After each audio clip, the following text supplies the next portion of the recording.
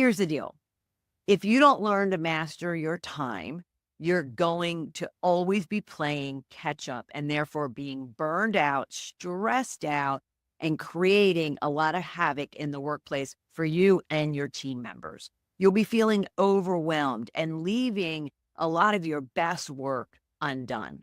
And you will eventually lose the best performing individuals at leadership levels and employee levels if something isn't done about it. Let's explore why this happens and, more importantly, what you can do to combat it and break the cycle. Stay with us. Welcome to Shedding the Corporate Bitch, the podcast that transforms today's managers into tomorrow's powerhouse leaders. Your host, Bernadette Boas, executive coach and author, brings you into a world where the corporate grind meets personal growth and success in each and every episode. Let's do this. Have you ever been asked what keeps you up at night? Give it some real thought. Is it your to-do list, lack of productivity from your team, or could it be the tremendous pressure pushed down on you from the powers to be? Here's some appalling statistics every leader should be concerned about. Among a survey of 2,000 individuals, approximately 35% identified their supervisor as the primary source of stress in the workplace. Work-related stress leads to burnout in 65% of leaders, impacting both their well-being and their performance. And only 27% of leaders feel adequately supported by their organization to effectively manage their stress.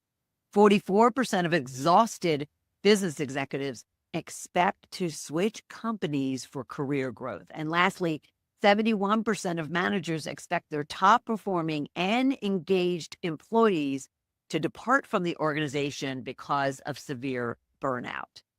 There were definitely times in my corporate career and over the last 16 years of my entrepreneurial business where I just was going 20 hours a day, just feverishly working through my to-do list. And to the point where I would either get home or be at home and just crash on the couch, just absolutely exhausted and burned out from just going and wondering, am I really making a difference? Am I adding value? Am I impacting anything? And so both the actual work exhaustion weighed me down, but also just that stress and that mental fatigue of feeling as if I am just robotically going through my day and checking off the work that I'm doing and not really adding any significant benefit or value to my team or to the company. And it can be absolutely daunting, exhausting, and just overall draining for any individual, no matter how productive, no matter how energized and energetic someone might be. So we have to get a handle on it. And to bring this home even stronger, I want to throw some more statistics out at you. Because the key is going to be acknowledging that what and how you might be doing things today is not working, not for you and not for your team and not for the overall business. So according to Market Splash, as published on flarehr.com, 66% of participants confessed to suffering from sleep deprivation or sleep disturbances as a result of work-related stress. And an overwhelming 94% of leaders undergo high levels of stress, and nearly half of them witnessed an escalation in stress in recent years. Now, I know some managers and leaders and companies who simply want to brush it off as, well, that's the way business is nowadays. However, I have to say to you, that's BS. It's the responsibility of the companies and the leaders within those companies to really ensure that every individual, every employee at every level of the organization are able to perform their job and get the work done in a much more healthy and stress-free way, despite the workload, despite the pressures, despite what might be going on around them. So I want to talk about the causes that even you're putting on yourself when it comes to being exhausted, burned out, stressed, overwhelmed. There's self-inflicted causes for it. And then there's obviously solutions to help you manage through it and to change the way you're going about things, as well as passing that down to your team members. So then everyone is finding job satisfaction, fulfillment, and a work-life blend that really makes them high-performing, valuable, and important individuals to the business. In the 16 years of my coaching, everyone from middle managers to senior executives, there are some common themes when it comes to what is creating a lot of the overwhelm, what is keeping them up at night. And again, as I mentioned, a lot of it is self-inflicting. And then others are things that if they can't control it, they need to at least manage the response to it. So let's walk through a few of those. One is many believe that they can multitask and they can do it very effectively and very productively and very efficiently. And I'm here to tell you, you can't. Multitasking actually, other than maybe walking and chewing gum at the same time, it's a myth. It's something that we try to tell ourselves to feel good about being able to massively produce and generate a lot of activity and a lot of results. But we are kind of creating more of an issue for ourselves, thinking that we can do multiple things at once and do both of them or all of them well. And more importantly, to get any of it done. Most of the observations I have from my clients and others when it comes to multitasking is the fact that they get a little bit of a lot of things done, but nothing ever fully and completely gets done. And if it does, it's taking a lot more energy, a lot more time, and a lot more resources to complete it.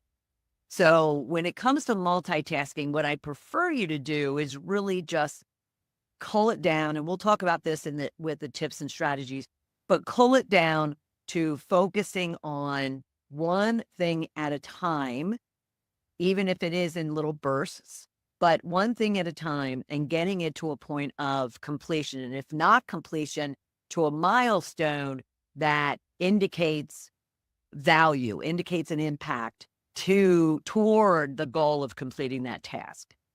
The other reason or challenge that individuals have is that their calendars are just way too full. And I have this conversation probably on a daily basis with my clients. I'll ask how much white space they have on their calendars, and they just laugh at me. And one of their first responses is, I have no control over my calendar. And I have to call BS to that as well. Sure, there are obligated meetings, obligated appointments that you have to have on your calendar. But I would challenge you that if I had 5 minutes of access to your calendar and I can probably wipe out about 25 to 30% of what's on your calendar that you're automatically putting on there and automatically showing up for and automatically consuming your time simply because of your fear or your need to be there, to understand what's happening, to control, to micromanage. You can continue with the reasonings, but at the same time, if you're doing your part as a leader, then again, you can pull that calendar down and create that white space that you need for sanity, for breath, for more strategic things, or just simply for a break that will re-energize you. Another reasoning is there is definitely a tremendous amount of distraction created by our technologies. I was looking for my phone, but for technologies. You can even look at yourself when it comes to sitting on the couch at night. Do you actually sit on the couch? Do you actually have conversations? Do you actually watch TV or listen to the radio or one of your apps without the distraction of the flurry of emails, the flurry of Instagram posts, the flurry of Facebook posts? TikTok videos, whatever the case might be. How many of you, or how often do you just sit and be still and have conversations, get work done, enjoy a TV show without multiple digital distractions around you? I would challenge you to purposely and intentionally put it aside, whatever that might be, the TV, the computer, the laptop, the iPad, whatever the case might be. Put it aside and just be. And your energy level, your sanity, and your productivity will increase tremendously. And then, of course, all of this creates mental fatigue, both dealing with people. I get that a lot when it comes to leaders in a company stating that the most challenging and exhausting part of their job is when it comes to managing people, the development of them, the critical feedback part of it, the accountability part of it, the delegation part of it, the prioritization side of it. Yes, dealing with people can be exhausting, and that can create mental fatigue for you and for those around you. And therefore, what can you be doing to minimize that fatigue? Of course, I mentioned the to-do list, the massive to-do list that many of you have, which should be much smaller than it is if you are really looking at it from an overall productivity, prioritization, and time management aspect. And we'll get into that when we talk tips and strategies. And a lot of times, a very long to-do list creates paralysis, creates overwhelm, creates procrastination. And so the next thing you know, when you start all of a sudden procrastinating on addressing that to-do list, because it is overwhelming, it is stressing you out, it is creating mental fatigue, a lot of times people just ignore it. People just find ways to distract themselves with other things as opposed to diving in and taking care of their list. And the next thing you know, that list is growing and growing, creating more and more stress, burnout, exhaustion, and just mental disaster. This last one actually brings us to our conversation around time management, which is there's often a lack of efficient processes, documented processes in place in order for team members and managers to be as productive, as effective, and as efficient as possible. And that includes productivity and time management processes, procedures, structures. And we're going to talk through some of those that you could be putting into place in order for you to become as efficient as possible. So what's the impact of all of this to you, to the team, and to the business? First off, you're definitely going to get a degradation of performance. When someone's overwhelmed, not clear on the expectations or what it is that they need to be doing, the goals, the objectives for the work that they're doing, that laundry list, they really don't understand how that's going to contribute to the overall success of the team and the business, then their performance is just reduced. They become stagnated. They become paralyzed.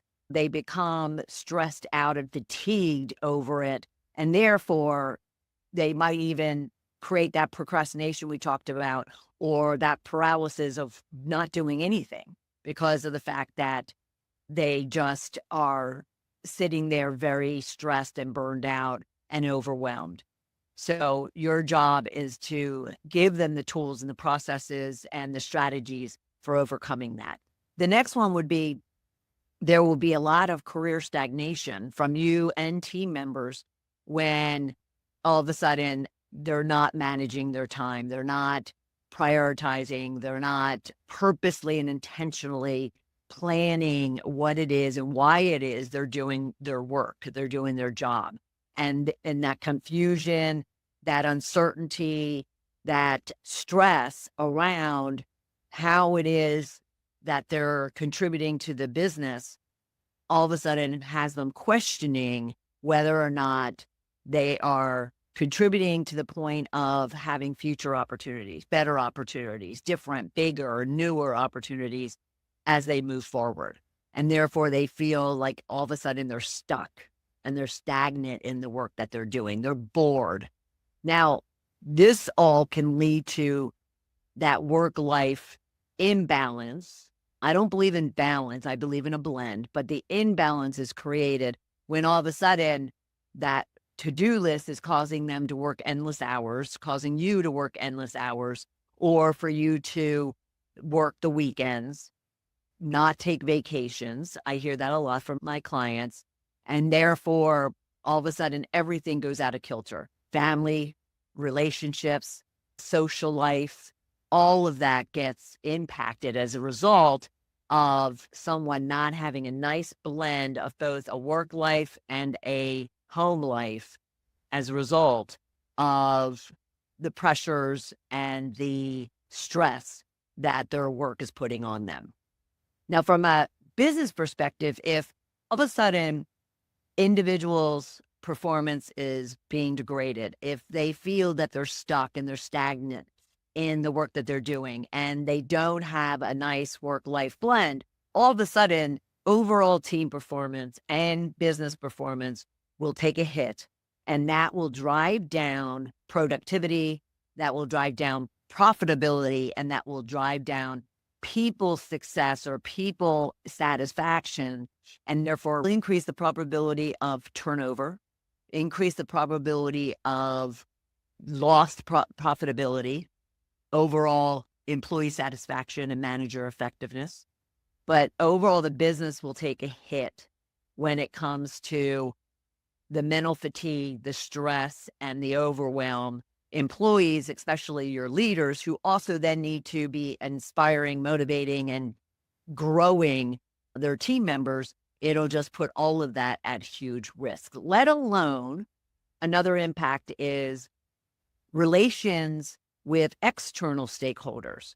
That could be vendors, clients, strategic partners, all get impacted because if you have disgruntled employees, burned out employees, fatigued employees showing up and coming face to face with any of those individuals, well, and all of a sudden they are not showing up in the best light. They are being disgruntled, complaining, putting the company's brand in a bad light, and or they are acting out and projecting their frustration onto those individuals. That will create huge liability for the company in many ways: brand, reputation, credibility, revenue, and profitability. And then lastly, of course, you are putting high potential, high contributing individuals at risk of taking their high potential performance elsewhere.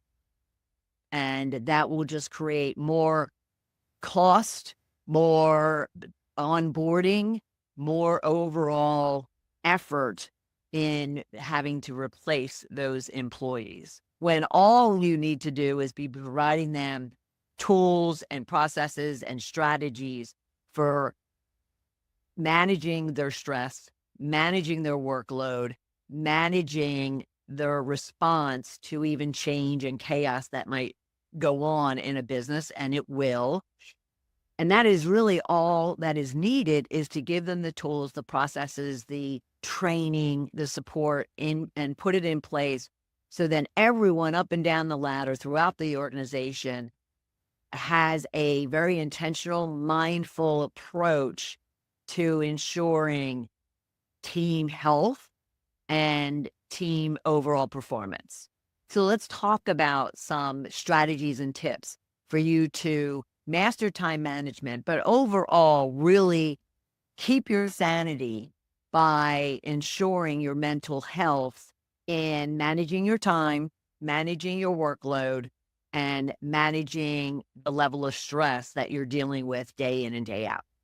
And so no specific order, but at the same time, a few of these that I'm going to mention first are ones that, in working with clients for the last 16 years, I have found through them have had the biggest positive impact to their productivity, to their performance, and ultimately to their career success.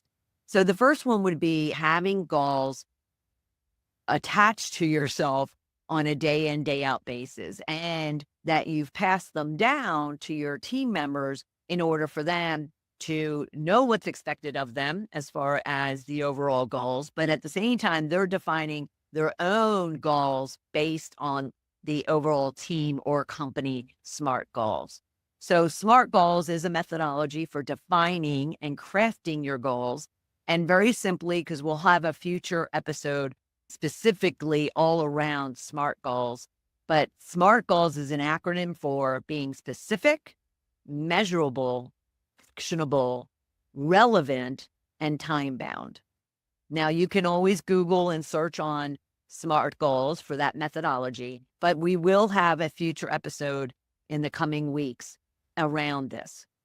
So stay tuned for that. And be sure to subscribe to the show in order for you to become aware of that episode. The second one would be the Pareto Principle, and that states that 80% of your results comes from 20% of your effort. Now, what that means is that huge to-do list that you have, only 20% of those are going to be important or valuable to you accomplishing your goals. And so that leads into even the Eisenhower matrix, if you were to use that. And my interpretation of the Eisenhower matrix is the fact that you have 4 categories of how you should take your to-do list and bucket them. So it would be those tasks that you will do, that you can delete, that you can delay, or that you can delegate. Okay, so it's do, delete, delay, or delegate. Now, the Eisenhower matrix kind of puts them in a particular order because those that you can delete, you should automatically just cross off and not pay attention to them. And then those that you can delegate require some thoughtful, intentional planning as far as, all right, these are items I can delegate. To whom should I delegate them? Who's going to be the best individual on my team to get these type of tasks done?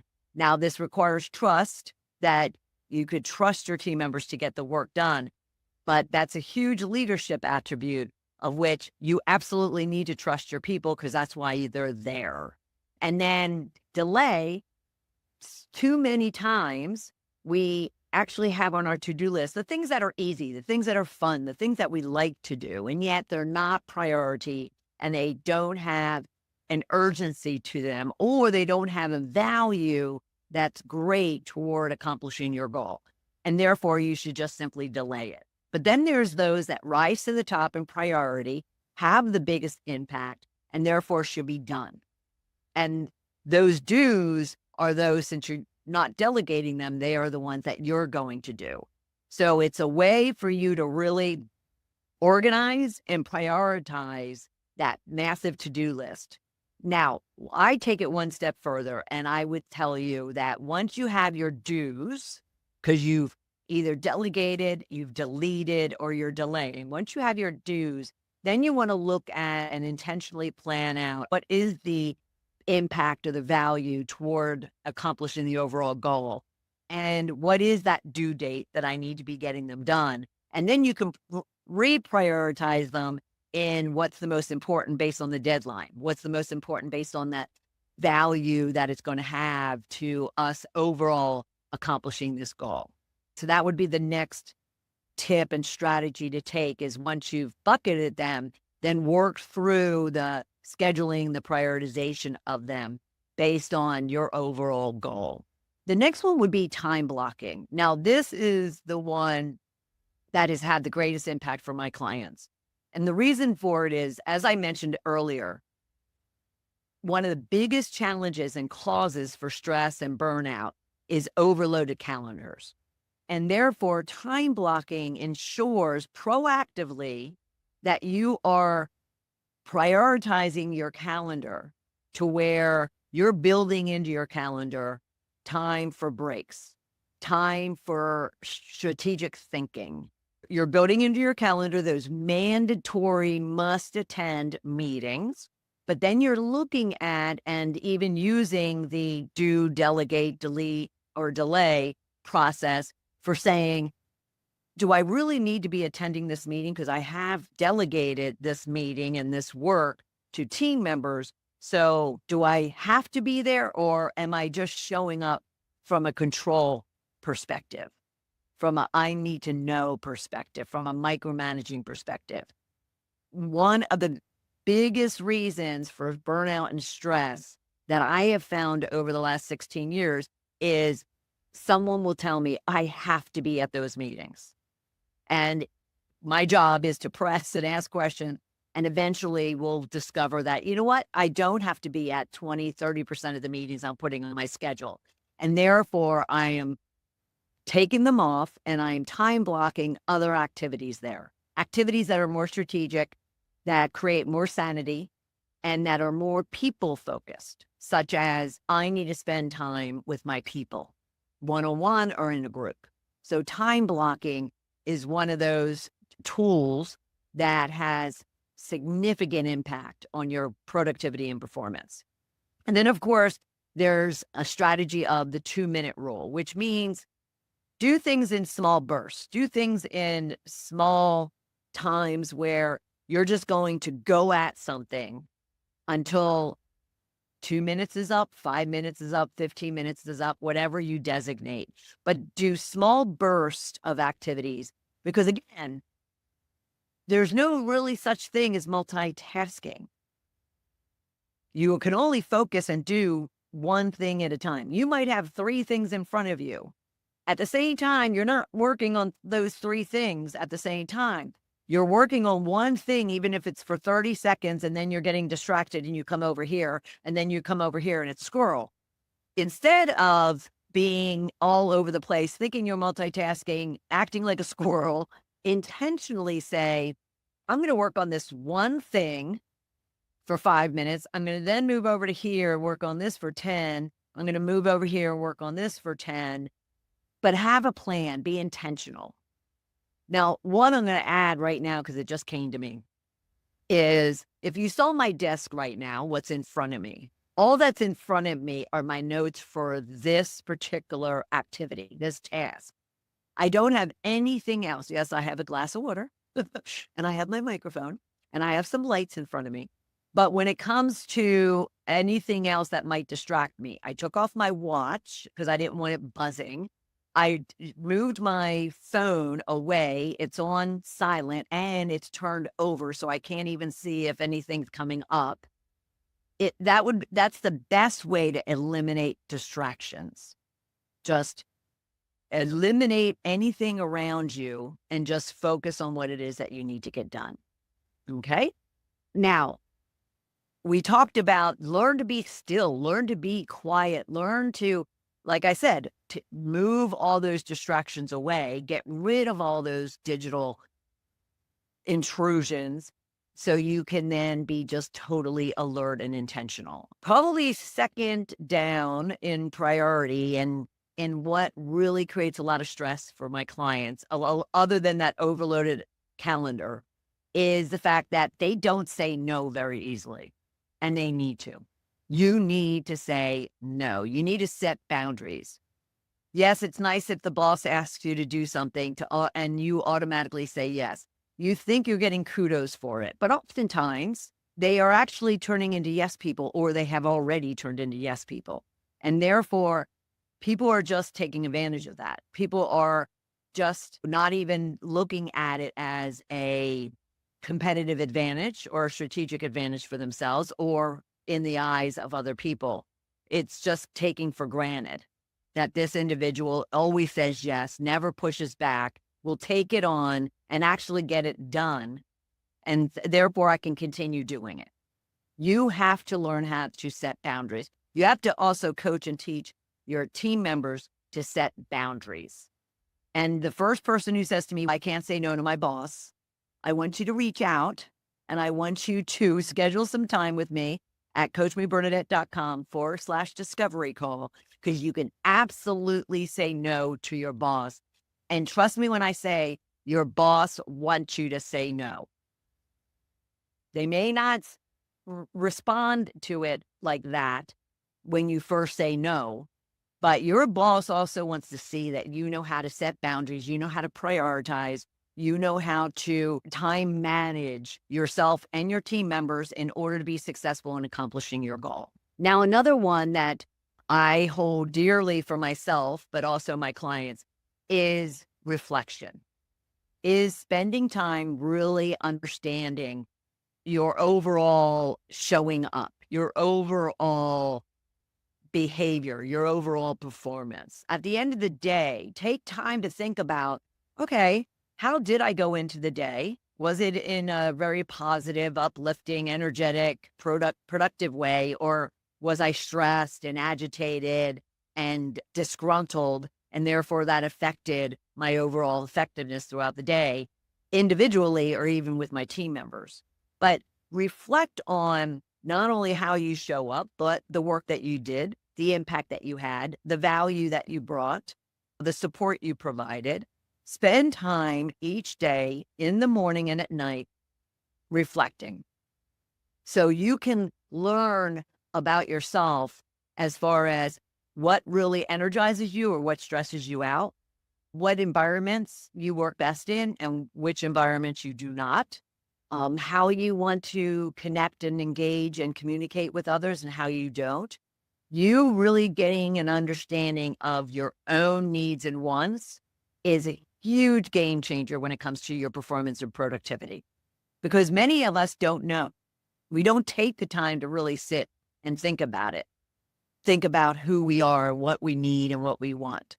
And so if you can learn to take 5 minutes in the morning and at night to reflect on how your day went, how you contributed, how you supported, you will be able to acknowledge your blind spots, acknowledge what's worked and what hasn't, and make changes so the next day is that much better. And lastly, you need to ensure that you're assessing your progress, you're assessing the performance of yourself and your team to ensure that you are working toward achieving that goal. And if not, making the changes necessary in order for you to not fall behind, not play catch up, as I mentioned at the very beginning, and that you're successful in being as productive as possible. So make a note of these tips and strategies: SMART goals, Pareto Principle, time blocking, the Eisenhower matrix, or in my way of thinking, it's either do, delegate, delete, or delay. Okay. The 2-minute rule, digital detoxing, setting boundaries, reflecting on your overall accomplishments and performance. And then lastly, really being consistent and reviewing, just as we just did, your progress. All right.